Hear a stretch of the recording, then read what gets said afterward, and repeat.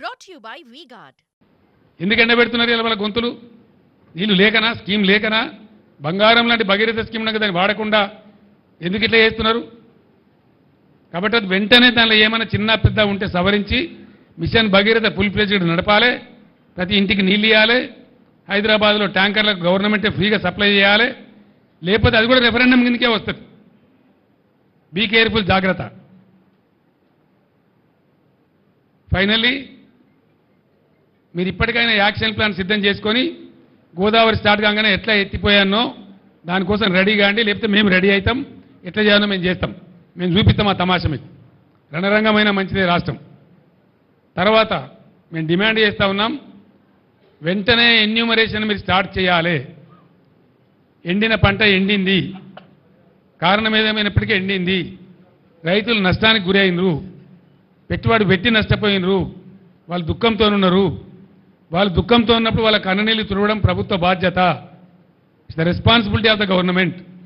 It is more than A natural calamity, it's a man made calamity, government made calamity. కాబట్టి మీరు తప్పకుండా 25,000 ఎండిన ప్రతి ఎకరానికి రైతులకు నష్టపరిహారం ఇచ్చి తీరాలి. అప్పటిదాకా మిమ్మల్ని వేటాడతాం. రేపు మా పార్టీ నిరసన దీక్షలు కూడా ఉన్నాయి. తర్వాత ఖచ్చితంగా 500 రూపాయలు ప్రతి పంటకు బోనస్ ఇవ్వాలి. రాష్ట్రంలో పండిన ప్రతి పంట కొనాలి. మేము జొన్నలు కొనము, అవి కొనమంటే పంట కలవదు బిడ్డ. మీరు అన్నిటికీ బోనసులు ప్రకటించండి, ఇక మొత్తం కొంటామని కాదు.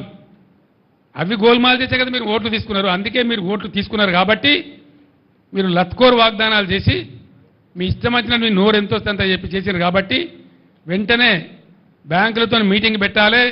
రుణమాఫీ మీద స్పష్టత ఇచ్చి మీరు కిస్తీలు కడతారా, సస్తారా, బతుకుతారా, ఏం చేస్తారో రైతులకు బ్యాంకుల నుంచి ఇబ్బందులు రాకుండా చూడాలి. ఒకటి.